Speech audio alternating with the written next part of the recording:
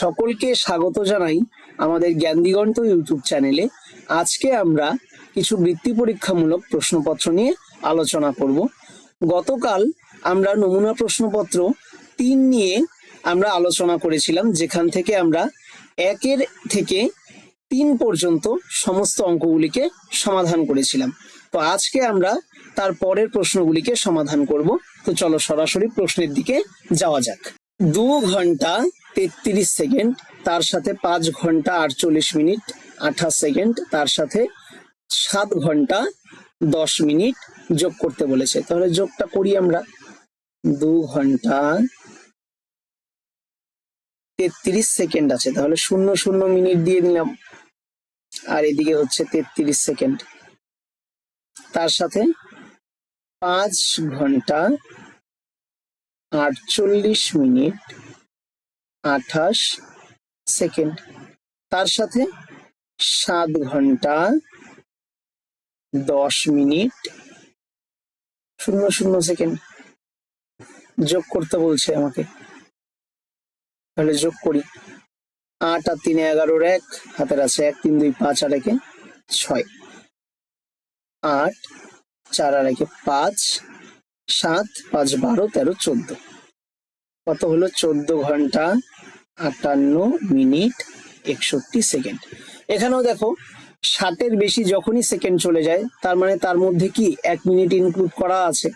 এবার 60 দিয়ে যদি আমি 61 সেকেন্ডকে ভাগ করি তাহলে মিনিটে যাব। 60 1 60, বিয়োগ করলে কত থাকলো? 1, তাহলে 1 মিনিট 1 সেকেন্ড। তাহলে এই 61 সেকেন্ডকে আমরা 1 মিনিট 1 সেকেন্ড লিখতে পারি। তাহলে দেখো 14 ঘন্টা 58 মিনিট, এই 61 সেকেন্ডের জায়গায় আমরা 1 মিনিট 1 সেকেন্ড লিখে দিলাম। তাহলে কত হলো মোট? 14 ঘন্টা 58 মিনিট আর এদিকের 1 মিনিট 59 মিনিট 1 সেকেন্ড। পরবর্তী প্রশ্ন দেখো, 2000 মিনিট সমান সমান কত ঘন্টা কত মিনিট। তাহলে 2000 মিনিট থেকে যদি আমি ঘন্টায় যাই তাহলে কি করতে হবে? আমাকে 60 দ্বারা ভাগ করতে হবে। 60 দিয়ে যদি আমি 2000-কে ভাগ করি তাহলে প্রথমে 200-কে করতে হবে। কতবারে দিব? 3 বারে দিই। 3 6 18, অর্থাৎ 180, বিয়োগ করলে আসবে 20, শূন্য কেটে নামাবো। আবার 3 বারে দেব। 3 6 18, 180, বিয়োগ করলে কত থাকবে? 20, অর্থাৎ 33 ঘন্টা 20 মিনিট। তাহলে কত আসলো? 33 ঘন্টা 20 মিনিট। পরবর্তী প্রশ্ন দেখো, 2 জুলাই থেকে 7 আগস্ট, 7 আগস্টকে বাদ দিয়ে কতদিন? আচ্ছা, জুলাই মাস কত দিনে হয়? 31 দিনে। তার মধ্যে বলছে 2 জুলাই থেকে, তার মানে 1 তারিখকে বাদ দিয়েছে। তাহলে 31 দিনে যদি সম্পূর্ণ মাস হয়, তার মধ্যে আমি একটা দিনকে বাদ দিয়ে দিলাম, তাহলে জুলাই মাসে কত দিন পেয়ে গেলাম? জুলাই মাসে পেয়ে গেলাম হচ্ছে 30 দিন। এবার জুন জুলাই আগস্ট, আগস্ট হচ্ছে আবার 31 দিনের মাস। এবার আগস্ট মাস যদি নেই আমি, আগস্ট মাসে আমরা কত দিন হয়? 31 দিন, কিন্তু আমার প্রয়োজন কত? এই 7 আগস্ট পর্যন্ত, অর্থাৎ 7 দিন।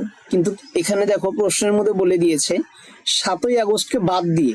তাহলে 7 আগস্টকে যদি বাদ দিই তাহলে আগস্ট মাস থেকে আমরা কত দিন পাবো? 6 দিন।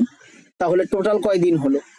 এদিকের হচ্ছে 30 দিন আর এদিকের হচ্ছে 6 দিন, সমান সমান 36 দিন। পরবর্তী প্রশ্ন দেখো, 3 কিগ্রা 200 গ্রাম, তার থেকে আমাকে 1 কিগ্রা 900 গ্রামকে বিয়োগ করতে বলেছে। 3 কিগ্রা 200 গ্রাম, তার থেকে আমাকে 1 কিগ্রা 900 গ্রাম বিয়োগ করতে হবে। বিয়োগ করি। 0 0, 12 থেকে 9 বাদ দিলে কত হবে? 3, হাতের আছে 1, 1 আর 1 2, তাহলে বিয়োগ করলে 1 হবে। 1 কিগ্রা 300 গ্রাম। পরবর্তী প্রশ্ন দেখো, 0 ছাড়া 5-এর 4টি গুণিতক এবং 6-এর গুণনীয়কগুলি লিখতে বলছে। তাহলে 5-এর 4টি গুণিতক আগে বের করে নিই শূন্য ছাড়া। 5-এর গুণিতকগুলি কি কি? 5 একে 5, 5 দুগুণে 10, 3 5-এ 15, 4 5-এ 20। এগুলো হচ্ছে 5-এর 4টি গুণিতক। এবার 6-এর গুণনীয়ক লিখি। 6-এর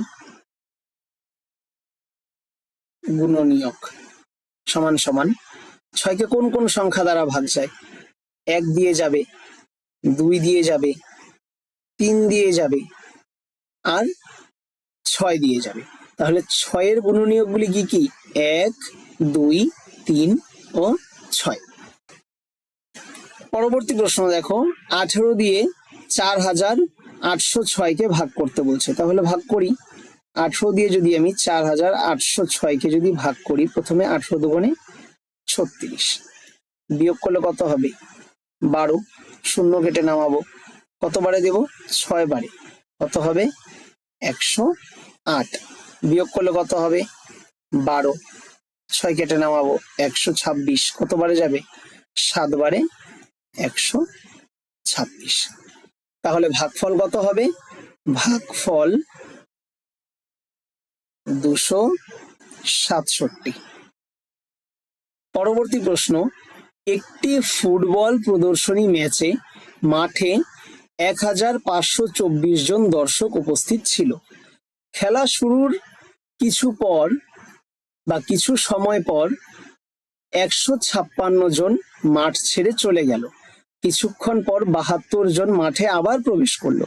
এখন মাঠে কতজন দর্শক আছে? সমস্যা তৈরি করে সমাধান লিখতে হবে। তাহলে করি সমস্যা তৈরি। সমস্যা সরলের মতন করে করতে হবে। দেখো, প্রথমে 1524 জন দর্শক ছিল, তার মধ্যে কি হয়ে গেল? 156 জন মাঠ ছেড়ে চলে গেল। তার কিছুক্ষণ পর আবার 72 জন এসে যোগ হলো। তাহলে এখন মাঠে কতজন আছে? তাহলে 1524 যোগ 72 বিয়োগ 1556, যোগ চিহ্ন এলা সংখ্যা যেগুলো আছে সেগুলোকে আমরা আলাদা করে এক সাইডে সাজিয়ে নিলাম। এবার যোগ করি। 4 আর 2 কত হবে? 6, 7 আর 2 9, 5 1, তার থেকে 156 আমরা বিয়োগ করব। তাহলে 6 থেকে 6 বাদ দিলে কত হবে? 0। 9 থেকে যদি 5-কে বিয়োগ করি কত হবে? 4। 5 থেকে 1-কে বিয়োগ করলে কত হবে? 4, আর এদিকে 1। তাহলে এখন মাঠে 1440 জন দর্শক আছে। পরবর্তী প্রশ্ন, কোন সংখ্যা 3 দ্বারা বিভাজ্য হওয়ার নিয়মটি লেখো ও নিচের সংখ্যাগুলির কোনগুলি 3 দ্বারা বিভাজ্য সেগুলোকে আমাকে দেখাতে হবে। দেখো, 3 দ্বারা বিভাজ্যতার নিয়মটা কি? 3 দ্বারা বিভাজ্যতার নিয়ম, যেসব সংখ্যার অঙ্কগুলির যোগফল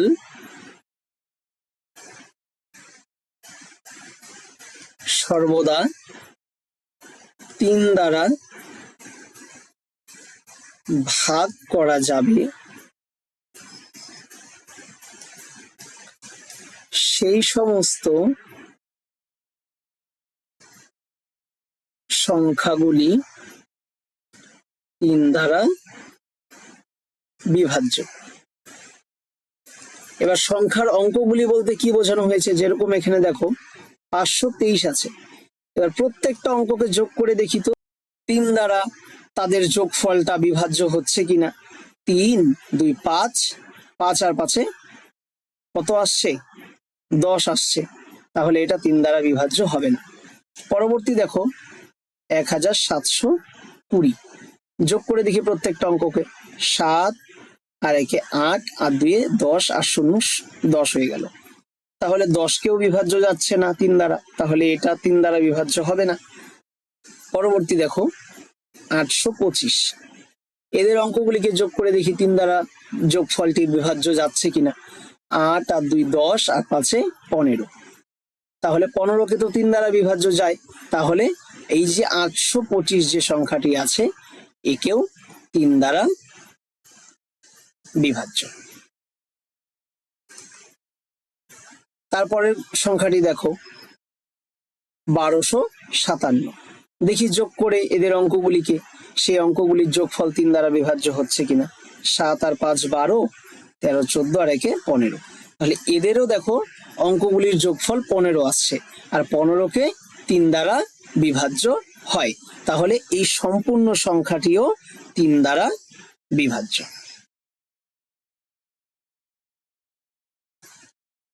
তাহলে ভিডিওটি আজকে এখানেই শেষ করছি। আজকে আমরা নমুনা প্রশ্নপত্র 3-এর 4-এর যে অঙ্কগুলো ছিল সেই অঙ্কগুলোকে আমরা সমাধান করলাম। আশা করি তোমরা সমস্ত সমাধান সকলেই সহজভাবে বুঝতে পেরেছো। ভিডিওটি ভালো লেগে থাকলে অবশ্যই একটি লাইক করে দিও এবং সকলের সাথে শেয়ার করে দিও। এর পরবর্তী ভিডিওতে আমরা বাদবাকি অংশটুকুকে সমাধান করব। তো পরবর্তী ভিডিও দেখার জন্য অবশ্যই চ্যানেলটিকে সাবস্ক্রাইব করে রেখো। দেখা হচ্ছে পরের ভিডিওতে। ধন্যবাদ।